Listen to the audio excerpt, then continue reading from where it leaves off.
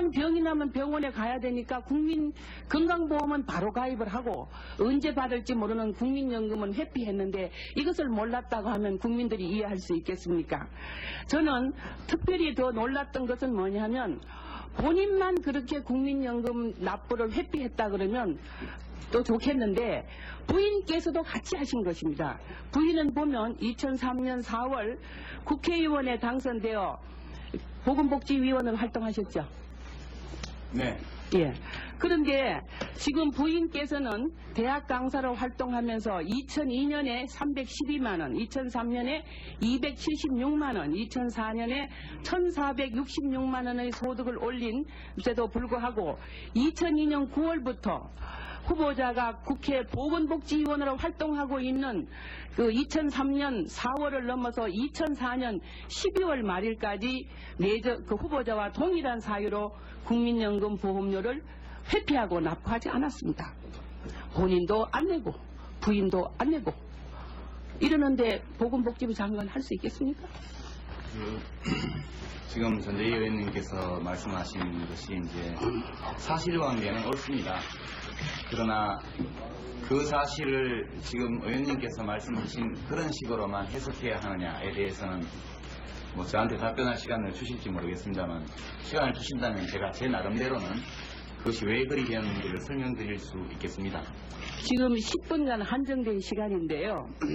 저기 뭡니까? 1분 이내로 짧게 설명해 주십시오. 그 1분 이내는 제가 경위를 다는 말씀을 못 드리겠습니다만 제가 퇴직할 때 그 관리 운영을 맡고 있는 직원한테 보험이 어떻게 되냐고 물어봤고 자동적으로 전환되니까 연락 오면 이제 해라 이렇게 해서 건강보험은 잘 연결이 되었는데 이 국민연금은 그게 잘 안 됐습니다. 저도 살기에 쫓겨서 잊어버리고 있었고요. 그리고 이제 의원님께서는 그런 경험이 혹 있으실지 모르겠습니다만 이 자유직, 소위 프리랜서로 산다는 거는 1월 1일 날 아침에 눈을 뜰 때 금년도에 제가 얼마를 벌게 될지 어디서 벌지를 전혀 알 수 없는 상태를 의미합니다. 그래서 인세나 원고료 수입이라는 것은 줄이겠습니다. 2001년도의 소득은 2002년 5월이 되어야 저도 2001년도에 얼마를 벌었는지 알 수가 있습니다.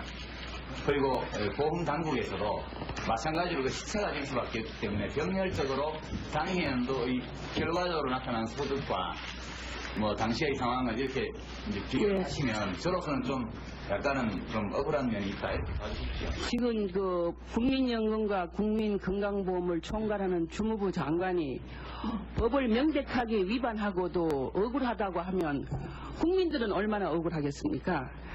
저는 제가 이제 처음에는 또 몰랐다고 하더라도 지금 그 후보자가 보건복지위원으로 활동하고 있는 기간 중에 후보자의 부인이 소득이 있음에도 국민연금을 미납하고 보험료를 내지 않았다고 하는 것은 아무리 설명해도 설명이 되지 않는 일이라고 생각이 됩니다. 이 모를 수 없는 상황에 있는데도 계속 몰랐다고 하는 것은 이유가 되지 않고 또 그것을 직원을 핑계대는 것도 적정하지 않습니다. 이 사실이 보도된 후 국민연금관리공단 직원으로부터 저희 방에 전화가 많이 오고 있습니다. 국민연금 보험료의 징수 동료와 가입 신고 안내를 하면 장관 후보자도 안 했는데 우리가 왜 하느냐, 우리도 못하겠다 이렇게 나온다고 합니다. 그런데 장관으로 취임하면 앞으로 국민연금이 제대로 운영될 수 있다고 봅니까? 일본의 경우 2004년 국민연금 보험료 미납으로 관방성 장관과 야동 대표가 사임을 했습니다. 특히 오자와 대표 대행은 연금 문제에 대한 국민 불신이 심각한 상황에서 정치인으로서 책임 있는 행동을 해야 한다며 우리나라처럼 국민연금 가입이 의무화되기 전임에도 불구하고 사퇴했습니다. 본받을 필요가 있지 않겠습니까?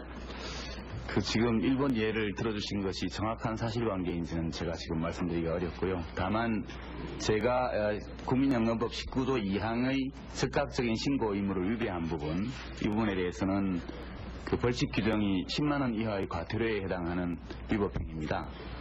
그래서 그것을 어떻게 평가하고 그래서 장관으로서의 이 결격이다 아니다 이런 문제는 평가받는 제 입장에서는 좀 말씀드리기 어렵고 위원님들께서 평가해 주시면 좋겠습니다. 그래서 노무현 대통령은 지금 후보자가 국민연금 개혁 적임자라고 임명 취지를 설명했지만은 이와 같은 사실을 놓고 볼 때 개혁은커녕 오히려 국민연금을 지탱해주고 있는 자진 성실 신고 의무를 송두리째 무너뜨려서 제도의 존립마저 위태롭게 할 상황임을 다시 한번 상기시키고 저는 후보자가 명예롭게 자진 사퇴하기를 촉구합니다. 이상입니다.